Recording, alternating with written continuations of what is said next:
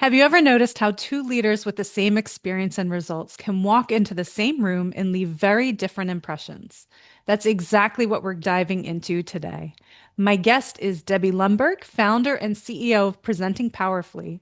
Debbie and her team work with leaders, organizations through talks and keynotes, strategy and facilitation, and teaming them with training, coaching, consulting, all tailored to strengthen collaboration so that individuals, their teams, and entire organizations can truly do their best.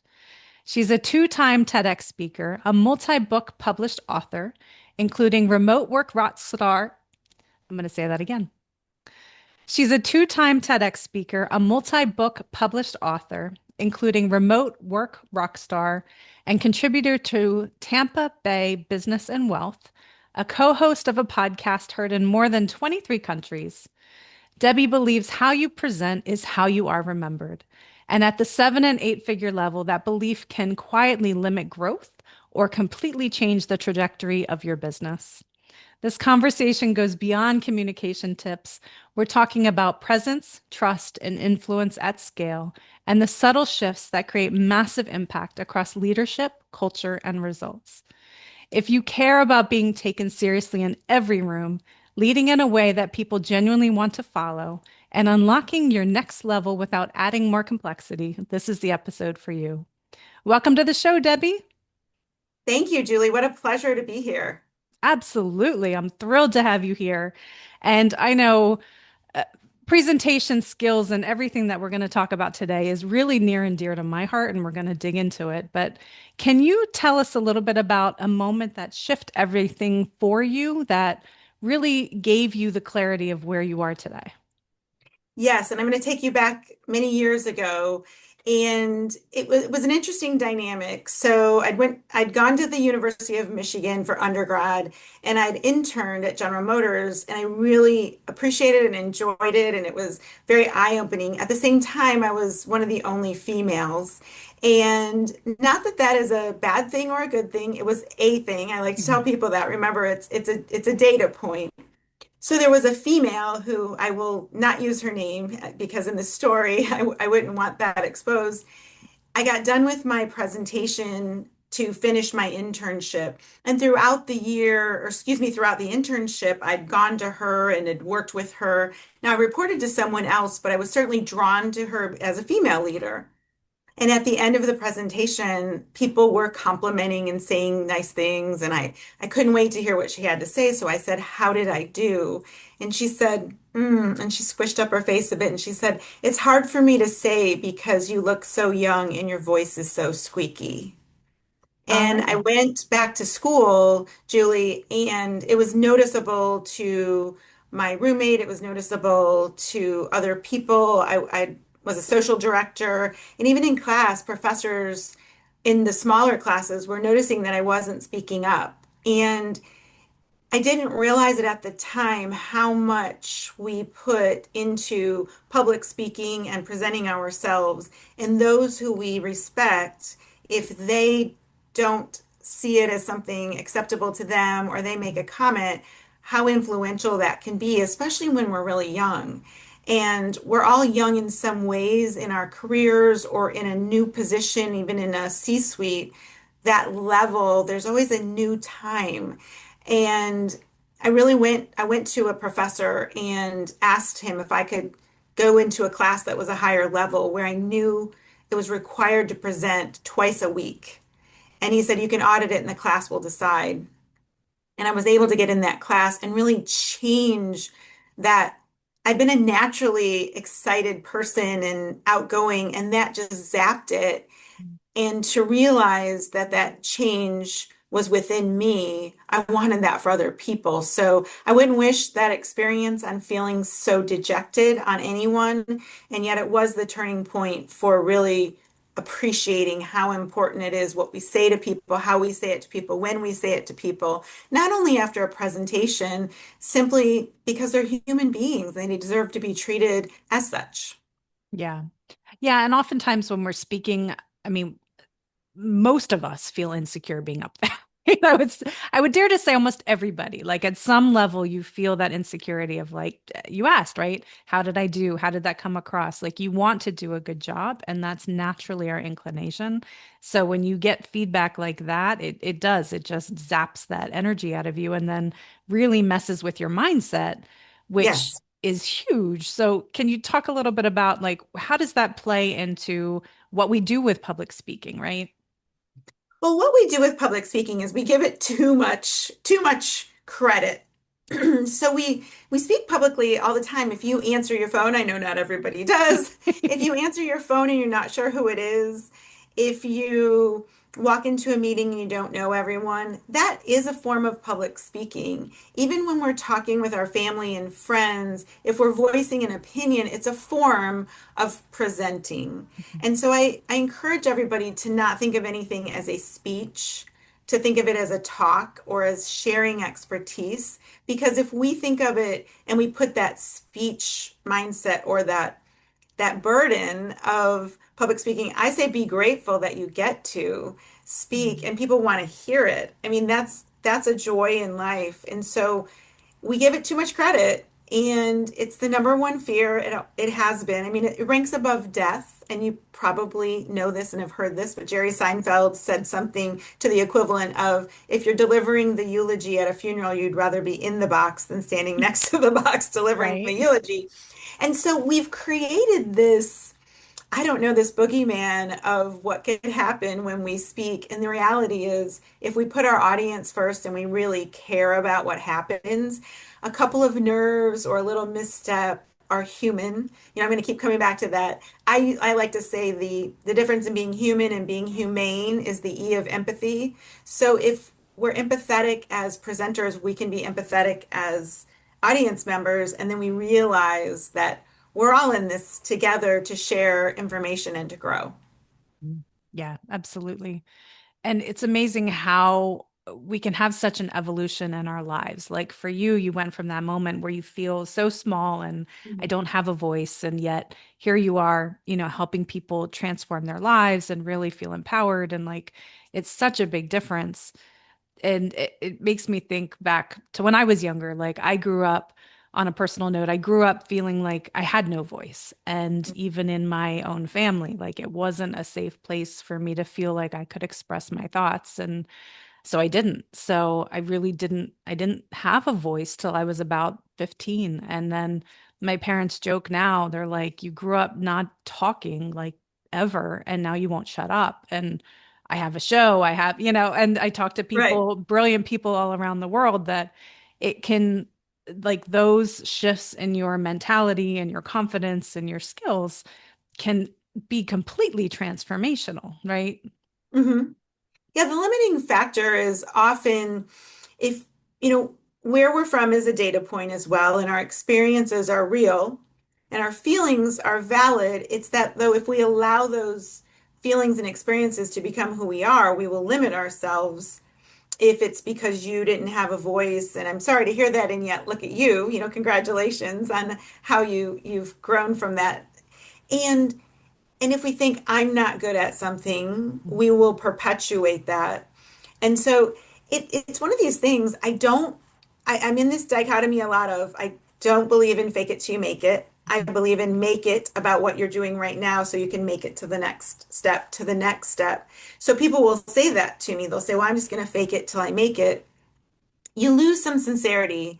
And we're talking before the show about authenticity and how so much the thread of I've listened to your show and enjoying the personal brand and the others on presentations and scaling, that it's the authentic self. So when we realize that if we are authentically interested in sharing something, it can simply be the removal of the first word or the change of the first word we say will impact how people receive it, and how they receive it, like it or not, does affect our self-confidence in that environment. So I coach a lot of people on it's how we start it. So if you imagine, if you were to say to me, well, Debbie, that's not a good idea, then I feel like, okay, you've already decided it's not. If instead you said, thanks for sharing, Debbie, because I'm not clear on how that would work, will you tell me a little more? Mhm. Now I know you're open,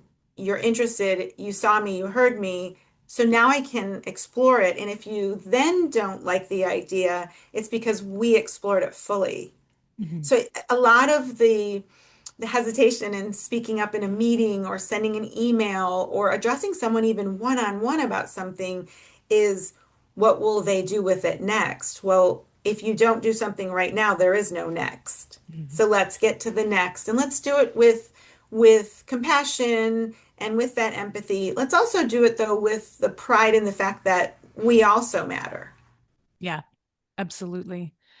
And I love that because so much of our interpersonal interaction, we don't realize the impact that that has on somebody else. And just the tiny little things that we say, like there's so many things throughout my career that someone made a small comment to me that was huge in my world, right? And like either massively empowered me or, possibly made me draw back or whatever that is, that we don't realize the impact that we have on other people, that as we're intentional about our words and how we connect with others, that you can make a big difference in their life. Like I think we often underestimate the impact that we have in other people's lives, right? Right. And if we don't realize that somebody did that for us positively or negatively, Mhm. then how would it be front of mind to consider how we're approaching somebody, even if it's simply as you're having an exchange in a restaurant and you think this person may or may not have had a great day or may or may not have had a voice until they were 15. So how do I approach them? And that's such a big part of the practice we have at Presenting Powerfully is that we know people want to be seen, they want to be heard, they want to know how they fit, and they want to feel they're progressing. And we do a lot of research with that. And so with individuals and organizations, it's like, are you allowing people to be seen and heard? Not just that they can use words, but that they're truly present. And then how do they fit in your organization or your family or your team or your situation?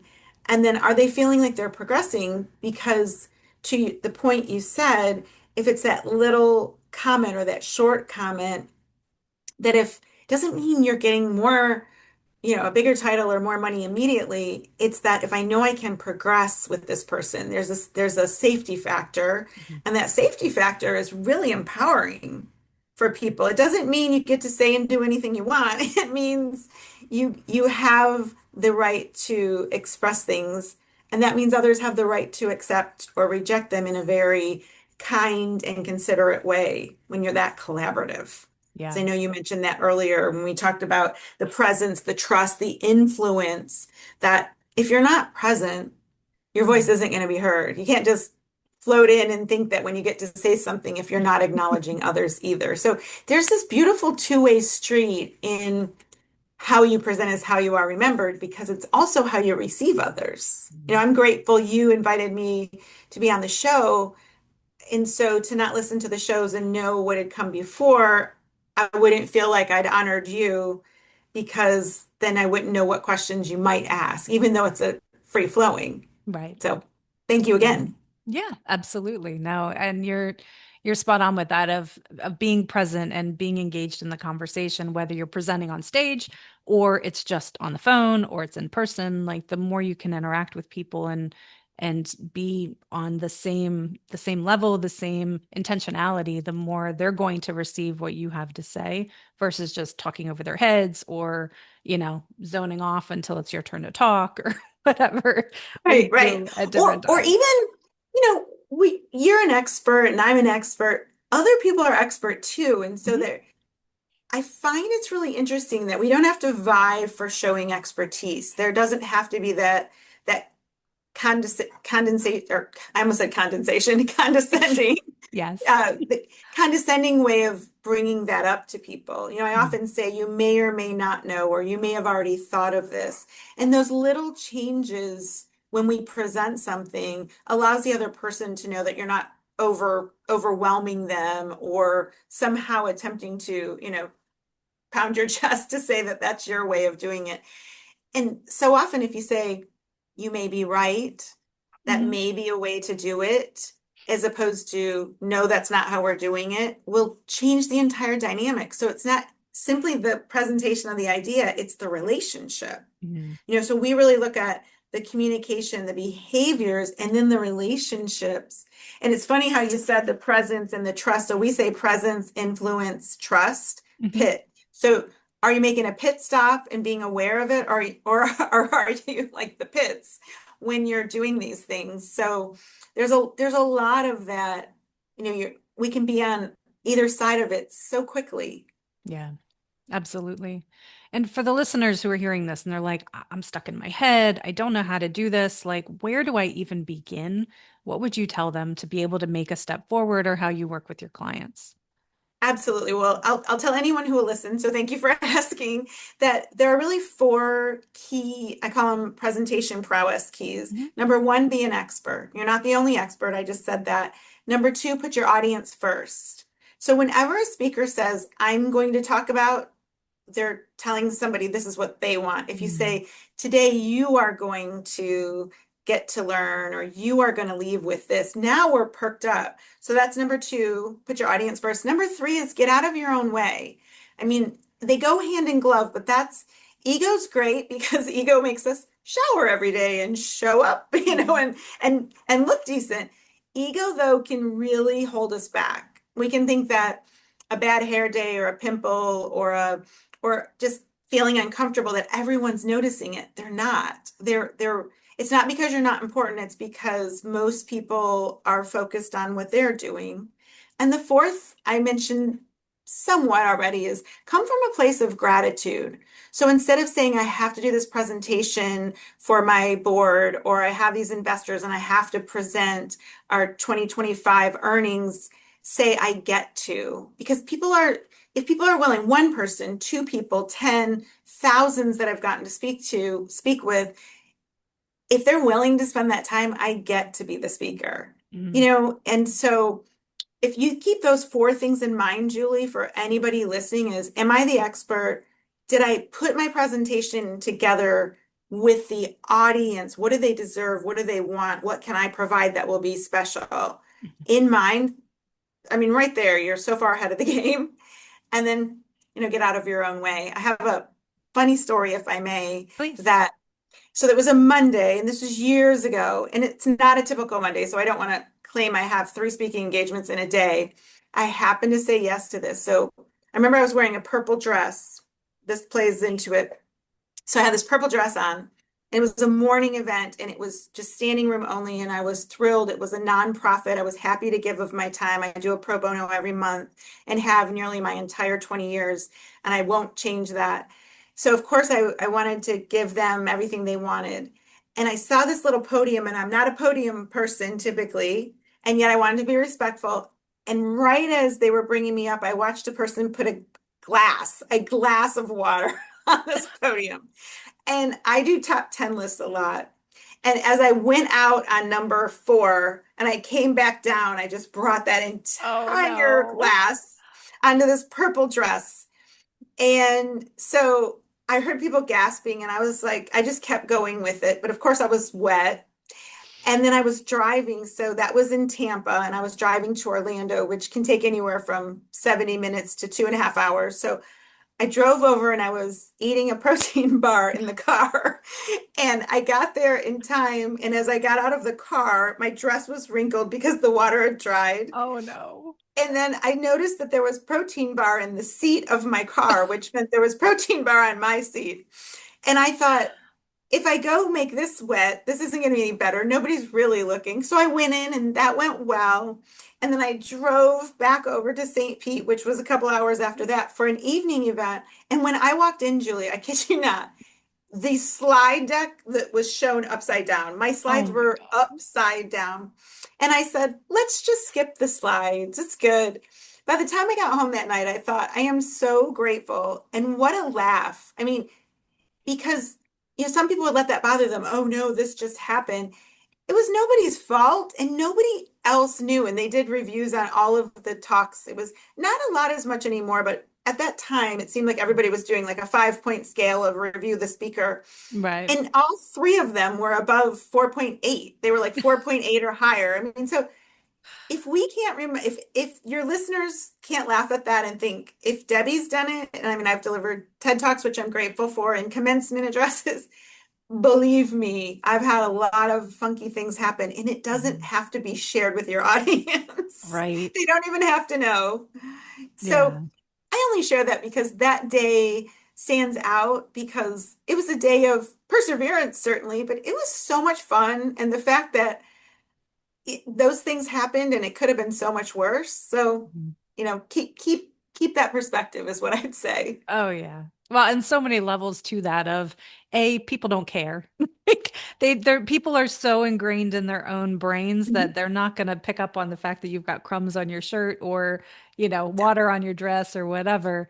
But it's so easy for us to just let that get in our own heads and think that that's the only thing people are staring at, right? Yes. When in reality, probably nobody noticed, or a handful of people had more respect for you out of the fact that you didn't get flustered about it than, a gasp at the fact that you had water on your dress. But Right, right. I mean, I have, other days like that. If, a speaker is going to stumble, a speaker is going to do all of these things, and you said it beautifully. It's that how you handled it. Mhm. And that's part of it because people will say, well, this is very important. I want it to be perfect. We have these investors, we're at the second round of our raise, or we have the board members here, and we've got a new board member who's really concerned about the direction we're going in. And I'll say, I'm just going to let you know right now, it's not going to be perfect. And they'll say, Mhm. but that's the reason I'm coming to you, or one of the speakers and the coaches we have, and who are all terrific.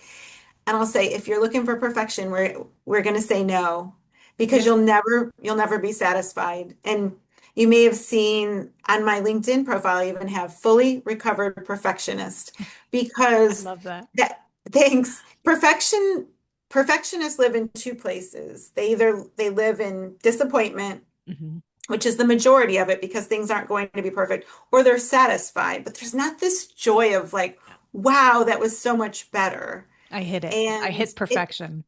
yes, yes, I hit it, and now what? So I'm not knocking people who are doing it. I'm letting them know there's more out there. You don't have to lower your standard. What you do is you broaden your opportunities when you realize it's okay to not be perfect, because it's not going to happen. And your perfect's different than mine too. So that brings a lot of joy when you think nobody knows what you did or didn't do that you Mhm. planned unless you tell them. So stop Right. telling everybody. Stop saying after the meeting, oh, I forgot to tell you this. Toward the end, say another bonus idea, or Right. another thought is, or send an email after. It's okay. Yeah. Well, and so often people say, and I've reminded myself that people remember, I don't remember the percentage, a percentage of what you say and a percentage of how you make them feel. So, Hmm. how have you seen that play out in real life? Well, the words are great. People will often say, I remember it was probably 15 years ago, and somebody came up to me the first time and ever said, I was given your book as a gift and I read it. And I said, what did you like about it? And the person told me, and I said, what did I miss? And Mm, it's to give him the honor of, I didn't just say thank you and that's great. It's like, was there anything I missed that you'd wished I'd put in there? And I saw his eyes light up and share something. So I bring that up in your question about, you you can let the other person know that you value them. And I think it has to come from a place of sincerity, though.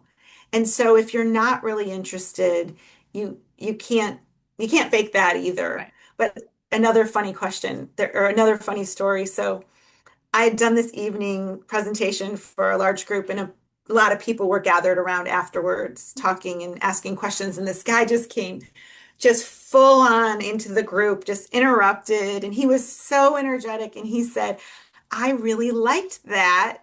And I didn't think I would. And Thanks. I said, thanks for letting me know how you felt before and after the presentation. What do you think was the difference? And he said, you didn't use any props. And I said, oh, were you on my website? And he said, yeah, I saw you on your website with some of those props, and I was glad you didn't use them. And I said, thanks for the feedback.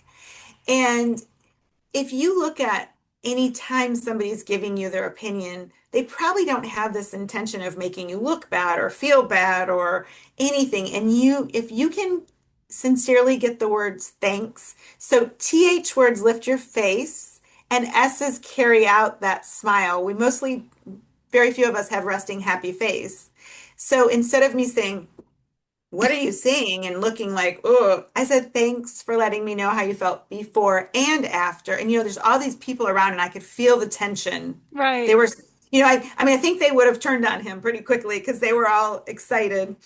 And yet he became, welcomed into the group. So these times if we can get a little bit outside of our own defensiveness and we can welcome people's input, doesn't mean you have to agree. It means you allowed that to be part of your experience. And so if we can do that, to answer your question, we can see that it's bigger than what we already know. We're going to learn some more things. Mhm.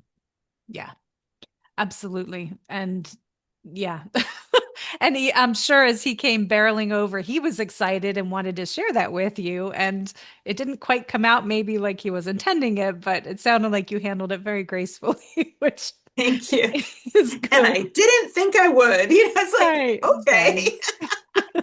Yes. It's funny. I mean, I've heard a lot of interesting things over the years, and I welcome all of them, even though some of them were hurtful. It may have seemed hurtful. If there's truth in them, or somebody says, I, I remember somebody saying to me, "What was it you just said? Repeat that." So I repeated it, and he said, "No, that's not exactly what you said." And I said, "Well, I'm not, that like dance, monkey dance, Right. I mean, it's not formulaic as far as I don't Right. have a speech memorized. Mhm. I have conversations with people. So it was Mhm. really funny that he's like, but I didn't get it. And that's not exactly how you said it. And I Oh, said, well, ask me again and I'll say it another way. right. It's like, We'll just keep going till we hit the right one. until, maybe you might like this one better. And Right. those sometimes when you're a speaker or an author, people think you have all the answers. We Mhm. don't have all the answers. We have the answers for the research we've done, and we have great opinions based on that research. And so that's the other thing. I like it when I'll say to them, if you object or you disagree, please challenge me because I Mhm. won't be defensive. I will welcome it. And we may leave not agreeing. Mine will be based in the data, Mhm. and that's okay though.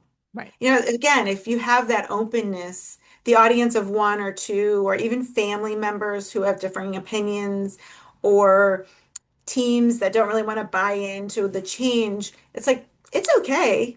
We're Mhm. still going to keep moving forward. You're still going to be heard. Mhm.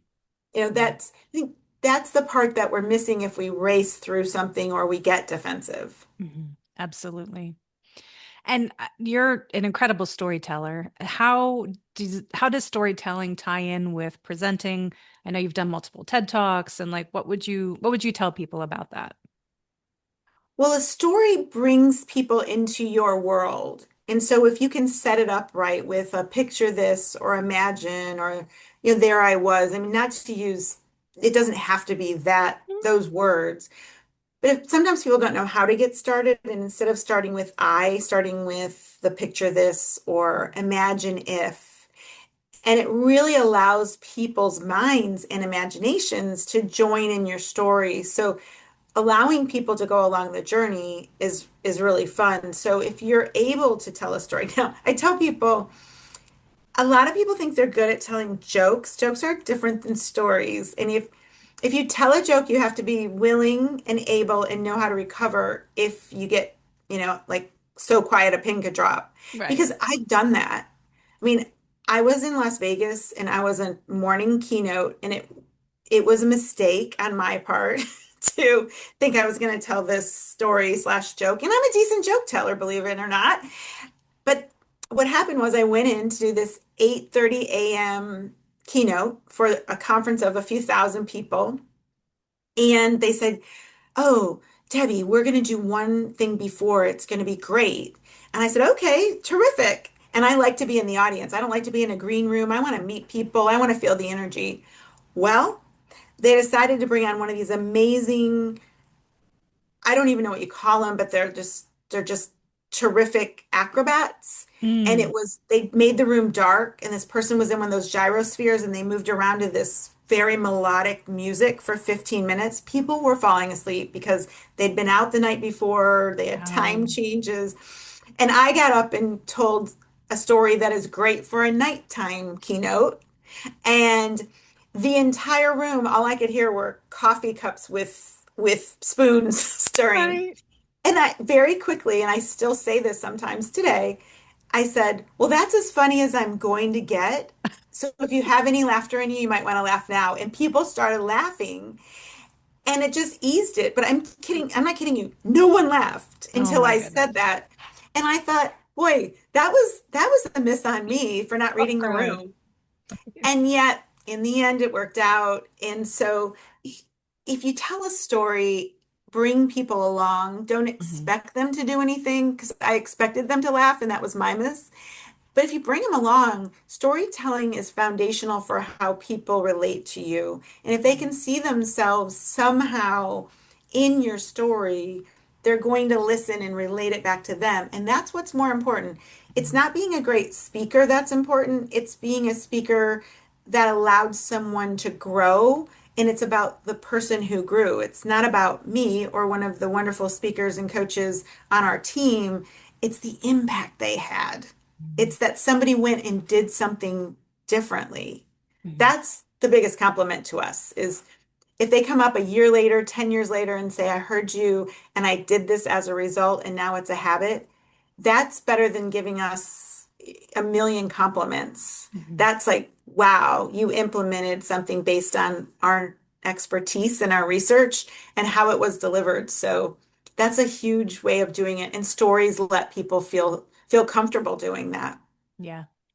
Yeah, and I mean, as we've been talking, I've been thinking back to um, early in my career in the corporate world. I was working at the Project Management Institute, and they offered this storytell or the presentation course. And Mhm. I told you my background, right? Like as a kid, I just didn't talk, and this was way before my podcast, and I just didn't. I was more quiet, and I thought, "Ugh, I don't want to do this," but I did it anyway, and it was literally the most transformational training I have ever had in my entire career.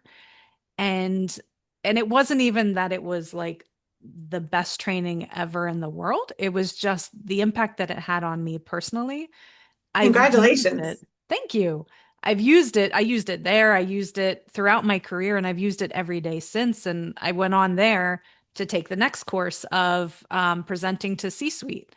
Mhm. And then I made my way up to senior executive management. And, so like it transformed my corporate career into my business, into my podcast. Like the work that you do with your clients is literally transformational. So, Well, thank you. And here's our connection, Julie. The picture of me with the axe with the prop on Mhm. my website that the guy saw. I was at a PMI conference where they were celebrating a major anniversary, and I told the story about somebody cutting down trees, Yeah. and so how funny that Oh, you how say you did funny. that through PMI, but how thoughtful of PMI as an organization for the Project Management Institute to realize that as project managers and leaders of the process, you still can be verbal leaders too. So I give Mhm. them credit for offering it because a lot of organizations will provide technical training Mhm. and that's terrific. It's tremendously important. It's like whatever you're building, if you're building a practice, if you're building buildings, construction, you're still building relationships. Yeah. And so that's the reason that the communication, the behaviors, the presentations are there. I don't like them being called soft skills, and I don't like to be defensive. I do like to remind people, can we call them foundational skills though? Yes. Because even though we can't 1 + 1 = 2. They're foundation for how, like you just said beautifully, how you went from the role you were in to selling to the C or presenting to the C-suite to your leadership role to your business and your podcast and all the success you've created. Foundational. Mm. It really is. And for anybody listening that thinks I want to get better at this, it's a skill set. Like that's something that I've reminded myself through the years of I can and have learned just about anything, right? Like anything I want, I can learn. And this is a skill set just like that, that when you have the right people in your world that can help you do that, you can learn it just like you can learn anything else. And I can't recommend it enough because it's like that huge of an impact that it can make in your entire life. Totally agreed. No more to add. You said it. You said it wonderfully well. Thank you. So, for people that are listening, and I'm not getting paid to say this either, I'm just saying it from my heart, but where can people find you? Like, how can they connect with you and work with you? Thanks for asking, Julie. So people can see a video every day on nearly every social media platform. And that is a fun way. I call them Lundbergisms, and there are books on Lundbergisms. So they're typically a minute and 10 seconds or less. And so that every single day is there. They can reach out to Debbie at debbielundberg.com. And if I'm not the match, then one of the other coaches will can be. And if it's not within our organization, we refer out as well. If you're going to have a coach in any aspect, training, coaching for speaking, podcasting, you want the coach to be a match. So we'd rather get you with the right person. We know we have a lot of options. At the same time, debbielundberg.com or presenting powerfully by debbielundberg.com. Our rates are there, examples are there, testimonials are there. Even if somebody simply has a question, we have a little bit of a joke, but it's, nothing said in jest isn't somewhere based in truth. If it takes less than 10 minutes to answer, you won't receive an invoice. So we're happy to answer a quick question. And Mhm. then we have complimentary consultations too to see if there's alignment. And sometimes it's quick. And if I can leave with this, a lot of people will contact us from all over the country and other countries and say, I say a lot. How long will it take for me to fix this? And I'll tell them, here's one. Close your mouth. Mm. It is not months and months of coaching. It is we hang our mouths open slightly. So if you close your mouth fully and you push your tongue to the back of your like where your teeth come out of your gums, you get a little bit of a smile, which isn't phony, and you can't say and then you start to speak only when you open your mouth, your vocal cords aren't going. So little things like that, we're happy to give those away because if people feel more confident in their speaking, they'll do more speaking. And when they do more speaking, they're sharing their expertise. And we're all learning then. Absolutely. No, I love that. And even those little tips just make such a big difference. And like I said, it's not just speaking on stages, right? Like that's a huge part of it, but this plays out throughout life in all of your interactions. So yeah, hugely, hugely valuable. And I'm curious if you had the attention of the whole world for 5 minutes, what would you tell them? Had the attention of the whole world for 5 minutes, I would say, please do the following. Has nothing to do with formal presentations, but I'd say remind yourself to not speak ill of anyone in front of anyone else. Mm. For example, parents or teachers or anyone, when somebody comes to you and says, Julie wasn't fair when she did this, or Debbie did this. Instead of piling on and thinking you're supporting them, simply ask them this. What did Debbie say when you spoke to her directly about it? And if Mm. they say I didn't, say we have two choices. You can go speak to her, or you and I can go speak to her together. We're not going to speak about her behind her back. And it changes the entire dynamic of a culture in a group, an organization, a team, because that gossip is garbage and comparison is crippling. And if we don't get rid of that, we won't feel good presenting because we'll think somebody's thinking something about us. So let's be straightforward and address the things that are, I don't like to call them difficult. We call them important conversations now. Because if I had everybody in the world who would say, you know what, you're right, I'm not going to complain about this person. I'm going to say to them, you may or may not have realized when you said this, this happened. And we have it individually, then we don't have this issue of gossip and talking behind people's back and feeling insecure. Yeah. No, I love that. That's a cardinal room in our cardinal rule in our house as well is just if we upset you, if I upset you, come talk to me, right? Like life's so much easier to work it through one on one than hold things on for years and years and years and years. You're right. Yeah. Awesome. Well, thank you so much, Debbie. Can you give us that website one more time so people can hop on over? Yes, absolutely. It's debbielundberg.com. So it's DEBBIELUND as in David, B as in boy, ERG.com. And Perfect. thank you so much for including me in your wonderful podcast, Julie. Absolutely. And we'll have everything in the show notes so people can check you out. And thank you so much for being on today. This was awesome. You're welcome. Absolutely. And if you found value in this episode, please do share it. That's how people find us. And you can find me at sevenfigurebuilder.com. And I will see you on the next episode.